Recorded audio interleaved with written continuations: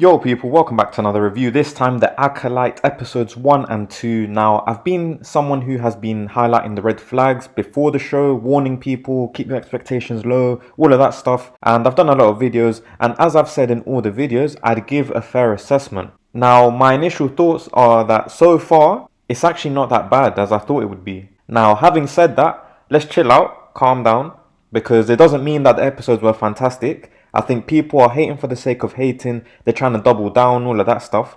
But on the flip side, people trying to celebrate, claim success, as if this whole show's finished. It's a mixture of agendas and starvation for Star Wars content. I think some people don't want to be proven wrong, and some people's standards are so low that they just clap for anything. If you like the show, then it doesn't mean you're woke, and if you hate it, it doesn't mean you're racist or you're sexist. We're 2 episodes in, and we know that Disney is capable of fumbling the biggest of bags, ruining things big time, so let's not get ahead of ourselves. I think it's a decent start, but let's wait and see what happens. I've heard episode 3 is a bit controversial, but we'll keep it at that. I think the show has benefited from not having to tie into anything and also getting new characters to explore. As I suspected and I hoped for, Amandla, for the most part, has done a pretty good job portraying the twins. That whole thing was never a shock to me anyways, because I kind of suspected it beforehand. The trailers spoiled it as well. And if it wasn't obvious, then her acting alone gave it away, which for me is a good thing in the long run. One slight issue which can still be saved if they explain is Osha's story. She basically got given the Anakin Skywalker she's too old to be trained storyline, which the Jedi allowed, but she had also lost her family, which Anakin technically he lost his mum but in a different way at that time, but both result in similar feelings. Then on top of that, Osha got given the Ahsoka leaves the Jedi Order storyline and the Ahsoka gets framed storyline. So her character is basically a mix of 2 character storylines. It kind of feels cheap at the moment because they picked 2 popular themes for 2 popular characters, merged it into one brand new character. But like I said, if they can make this one unique and flesh it out, then I'll excuse it. But as of now, it's on fraud watch. I'm sussing it out a little bit. The other character I hope did well because of the actor was Jedi Master Soul. And for me, he has been the MVP so far of the series. He kind of reminds me of Qui-Gon, who is one of my favorite characters in Star Wars. The way he thinks differently to the Jedi Order, he's very clutch, he's open-minded. He's how the Jedi should act. I think he will die by the end of the show because these clutch, pure-hearted characters that think logically, they just never end up surviving for the most part. I think the fights so far, they've been cool. I'm not saying they're amazing, but they've been, they've done what they had to do. They seem to have a bit more of a complex choreography compared to some of the stuff we saw in Kenobi and in Ahsoka, for example. Apparently, this show is supposed to have a fight as big as Duel of the Fates, so we'll wait and see. I don't want to set expectations and stuff, but that's just what I've heard. One thing I hope they keep exploring is the Jedi being flawed. I know this is 100 years before the Phantom Menace, but we've seen signs of stupidity like capturing Osha, then having no Jedi on board with the prisoner's ship,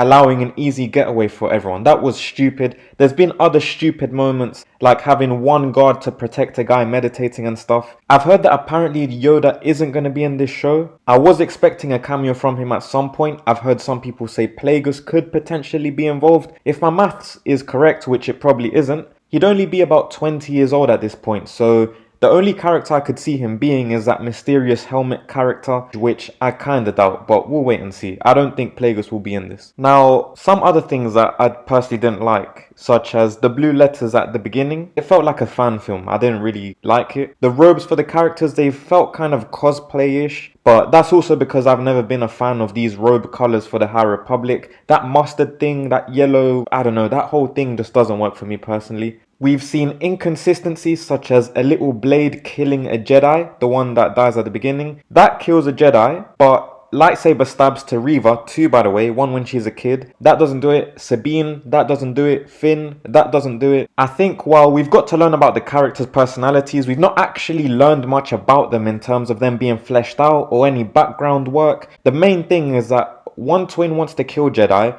the other is supposed to be the opposite of that. She's supposed to be the hero. And there was an event in their youth that separated them and led them down the paths that they're at. But we don't know much about said event, so it's kind of confusing at the moment. I think killing the Jedi is cool. I'm here for it. I don't mind it. But I think killing one straight away in the very first scene, it works, but it doesn't work at the same time. It works for shock value, but also we have no real reason to care for the Jedi that got killed. It's a big feat, like wow, this woman just went and killed a Jedi Master, but the audience has no real reason to even care for that Jedi, and also no reason to care for the other Jedi that are on her tick list. Even the supposed powerful meditating Jedi, we didn't really understand what was going on, what the connection was, and out of nowhere he cracks after not speaking for 10 years and he kills himself. I assume it's to do with that village fire. She also wants to kill those 4 Jedi, like I mentioned, the tick list, the checklist, whatever you want to call it. We don't know, again, why she's on this hunt. Again, we have to tie it down to this village fire. But only Sol is worth caring for at the moment, which is exactly my point. He's the only one that's been fleshed out a little bit, so we like him. He's the gem of the show, unless they ridicule him or ruin his character.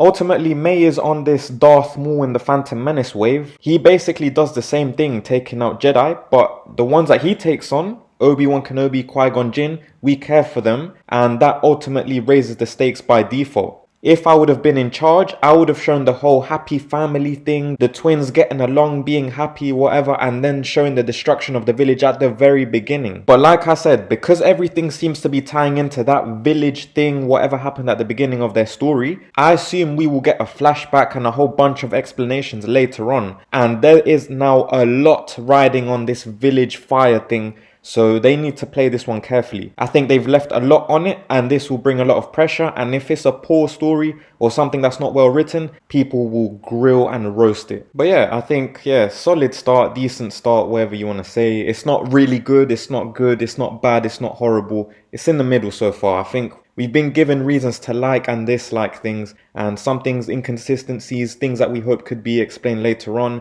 Hopefully they do that, and Disney doesn't have a great track record of doing that, and we've seen it even in recent shows like Ahsoka. They've just skipped through things, ignored things that were obvious or key to the plot, and it's kind of annoying if they keep that up. I'm still rooting for my guy Sol, and Mandela, hopefully she doesn't get stitched up in some sort of dumb script. As always, let me know your thoughts down below in the comments. I will be doing a live stream discussion of the show tomorrow night, 10 PM UK time, if you want to join me there. Drop a like on the video, sub to the channel if you haven't already. Thank you for your time and have a great rest of your day.